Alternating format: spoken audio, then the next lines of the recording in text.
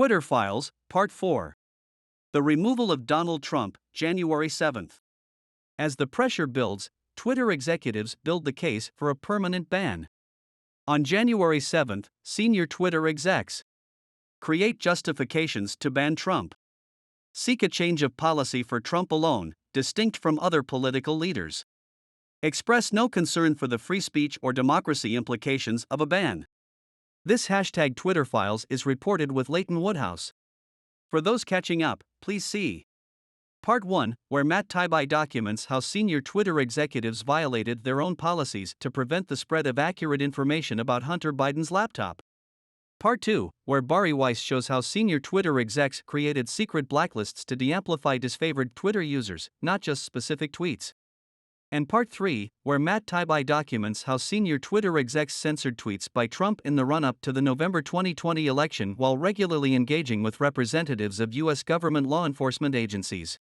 For years, Twitter had resisted calls to ban Trump. Blocking a world leader from Twitter, it wrote in 2018, would hide important info and hamper necessary discussion around their words and actions.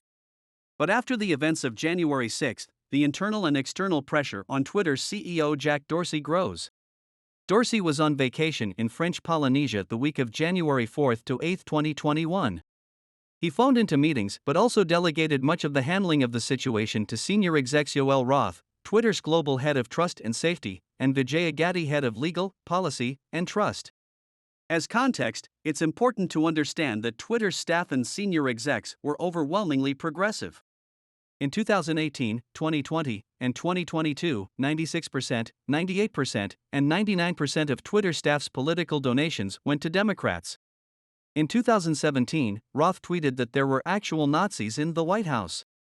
In April 2022, Roth told a colleague that his goal is to drive change in the world, which is why he decided not to become an academic.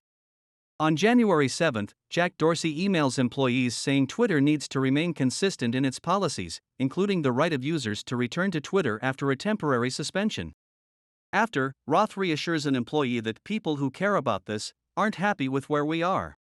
Around 11:30 a.m. Pacific Time, Roth DMs his colleagues with news that he is excited to share. Guess what, he writes. Jack just approved repeat offender for civic integrity. The new approach would create a system where 5 violations, strikes, would result in permanent suspension. Progress, exclaims a member of Roth's trust and safety team. The exchange between Roth and his colleagues makes clear that they had been pushing Jack Dorsey for greater restrictions on the speech Twitter allows around elections. The colleague wants to know if the decision means Trump can finally be banned. The person asks, does the incitement to violence aspect change that calculus? Roth says it doesn't. Trump continues to just have his one strike remaining. Roth's colleagues' query about incitement to violence heavily foreshadows what will happen the following day.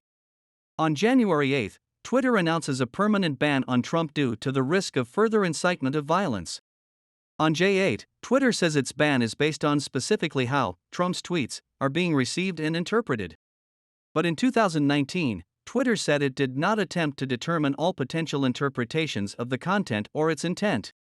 The only serious concern we found expressed within Twitter over the implications for free speech and democracy of banning Trump came from a junior person in the organization.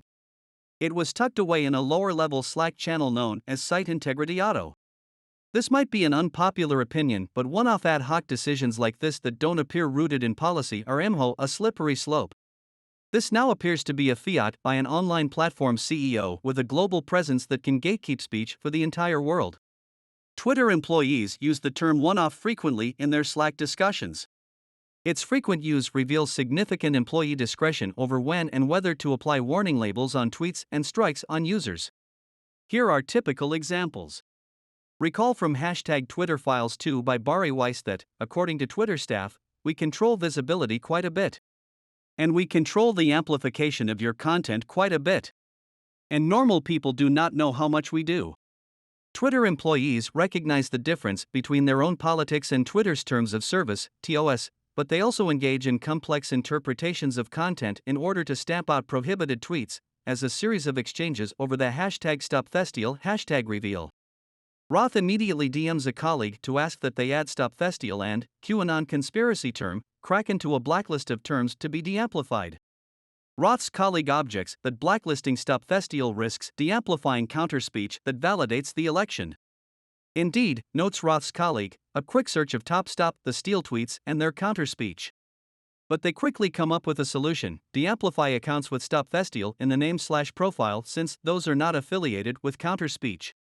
But it turns out that even blacklisting Kraken is less straightforward than they thought. That's because Kraken, in addition to being a QAnon conspiracy theory based on the mythical Norwegian sea monster, is also the name of a cryptocurrency exchange, and was thus allow-listed. Employees struggle with whether to punish users who share screenshots of Trump's deleted J6 tweets. We should bounce these tweets with a strike given the screenshot violates the policy. They are criticizing Trump, so I am a bit hesitant with applying strike to this user. What if a user dislikes Trump and objects to Twitter's censorship? The tweet still gets deleted. But since the intention is not to deny the election result, no punishing strike is applied. If there are instances where the intent is unclear, please feel free to raise. Around noon, a confused senior executive in advertising sales sends a DM to Roth. Sales exec, Jack says, "We will permanently suspend Trump if our policies are violated after a 12-hour account lock." What policies is Jack talking about? Roth, any policy violation. What happens next is essential to understanding how Twitter justified banning Trump.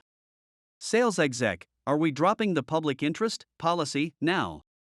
Roth, 6 hours later, in this specific case, we're changing our public interest approach for his account. The ad exec is referring to Twitter's policy of public interest exceptions, which allows the content of elected officials, even if it violates Twitter rules, if it directly contributes to understanding or discussion of a matter of public concern. Roth pushes for a permanent suspension of Representative Matt Gaetz even though it doesn't quite fit anywhere, It's a kind of test case for the rationale for banning Trump. I'm trying to talk Twitter's safety team into removal as a conspiracy that incites violence. Around 2:30, comms execs DM Roth to say they don't want to make a big deal of the QAnon ban to the media because they fear if we push this it looks we're trying to offer up something in place of the thing everyone wants, meaning a Trump ban. That evening, a Twitter engineer DMs to Roth to say, "I feel a lot of debates around exceptions stem from the fact that Trump's account is not technically different from anybody else and yet treated differently due to his personal status, without corresponding _Twitter rules _." Roth's response hints at how Twitter would justify deviating from its long-standing policy. To put a different spin on it, policy is one part of the system of how Twitter works. We ran into the world changing faster than we were able to either adapt the product or the policy. The evening of January 7th, the same junior employee who expressed an unpopular opinion about ad hoc decisions that don't appear rooted in policy speaks up one last time before the end of the day. Earlier that day, the employee wrote, "My concern is specifically surrounding the unarticulated logic of the decision by FB. That space fills with the idea, conspiracy theory, that all internet moguls sit around like kings casually deciding what people can and cannot see." The employee notes, later in the day, and will Oremus notice the inconsistency too, linking to an article for 10 at Medium called, "Facebook chucked its own rulebook to ban Trump."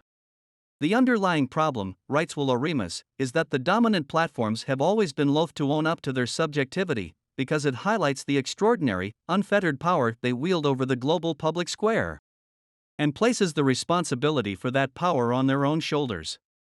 So they hide behind an ever-changing rulebook, alternately pointing to it when it's convenient and shoving it under the nearest rug when it isn't. Facebook's suspension of Trump now puts Twitter in an awkward position. If Trump does indeed return to Twitter, the pressure on Twitter will ramp up to find a pretext on which to ban him as well. Indeed. And as Bari Weiss will show tomorrow, that's exactly what happened.